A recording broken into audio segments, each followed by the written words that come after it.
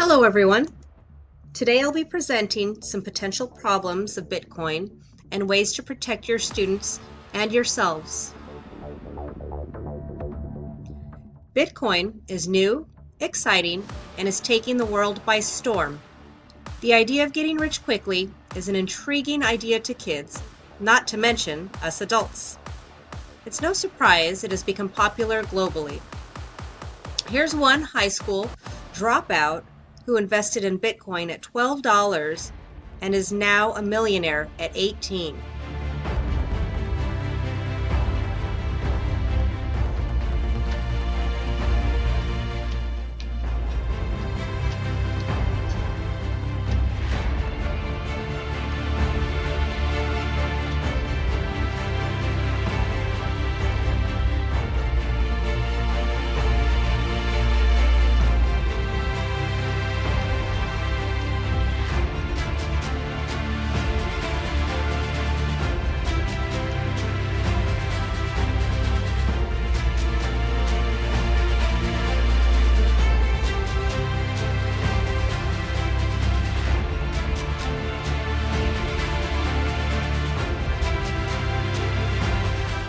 What is Bitcoin?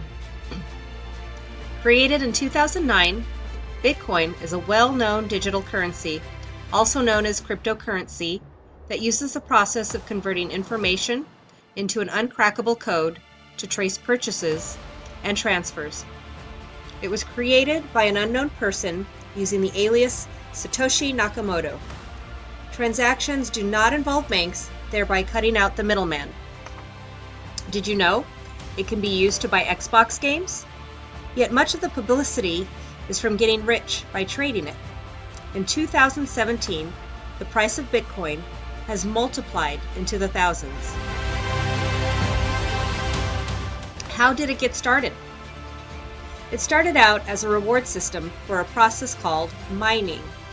Bitcoin users would use software to solve computational math problems, and in return, get a certain amount of newly created Bitcoin. The Bitcoin network has evolved into a more mainstream currency. What is the dark side to Bitcoin? Some of the earliest users of Bitcoin were criminals. Bitcoin wallets, a kind of virtual bank account, are not FDIC insured. With wallets existing in the cloud, they've been hacked and Bitcoin stolen. Likewise, with Bitcoin existing on a person's computer, they've been accidentally deleted, and viruses have destroyed them. Because Bitcoin buyers are anonymous, they can buy and sell things without it easily being traced back to them. Bitcoin is a currency used in the dark web. People buying drugs or illicit activities online choose Bitcoin as their currency.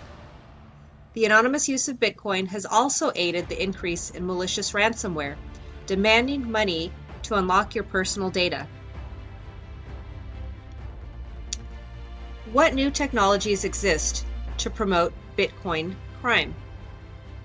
A new technology called smart contracts may be more useful and powerful for criminals to come up with new methods to commit crime. These small computer programs are made to carry out financial trade and notarize documents, taking the place of a third-party human administrator. These would be useful in creating criminal contracts. One example is a contract in which a cryptocurrency, such as Bitcoin, is offered as a reward for hacking a particular website. What's even more disturbing, a similarly designed contract can be used to offer a bounty for an assassination. What steps can you take to protect yourself? To protect yourself, you must be aware of the common cryptocurrency frauds. First, beware of fake Bitcoin exchanges. If a social media ad is offering to sell you Bitcoin below market value, it may be a phony cryptocurrency exchange. Second, beware of fake Bitcoin wallets. To protect yourself, look for web addresses or URLs that have HTTPS because they are reliably secure.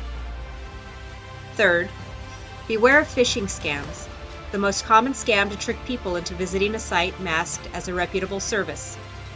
Done via email or internet ads, luring you into using their fake service, you risk losing your Bitcoin in fake trading transactions.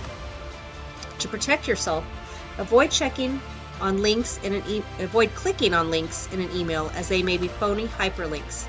Instead, hovering over it may reveal a wrong URL. Fourth, beware of Bitcoin Ponzi scams. Some sites offer deals that look too good to be true, like doubling your Bitcoin overnight. Once you submit your Bitcoin, you risk not getting your original amount back. A red flag would be referral links and URLs. Fifth, cloud mining, where people team up and invest their money in Bitcoin mining hardware, are also at risk of scams. Scammers provide a lower return on investments or don't follow through at all. Again, to protect yourself, look for sites whose URLs that have HTTPS and avoid services promoted with referral links. A reputable service usually will allow you to monitor your mining activities in real time. Finally, beware of peer-to-peer Bitcoin trading. Bitcoin trading regulations are rising in some parts of the world, making it difficult to purchase and sell Bitcoin. As a result, Bitcoin traders are moving offline, meeting in person to complete exchanges. These street cybercrimes come with the danger of getting robbed. Bitcoin has contributed to the cybercrime economy involving various scams. However, Bitcoin is not the only cryptocurrency. Bitcoin users are at risk of theft, scams, and fraud because of Bitcoin's structure and lack of regulation. Fraud prevention is difficult because there's no way to retrieve Bitcoin that's been stolen and no way to reverse the transaction. Users must be able to protect themselves. Thank you for listening, and these are my references.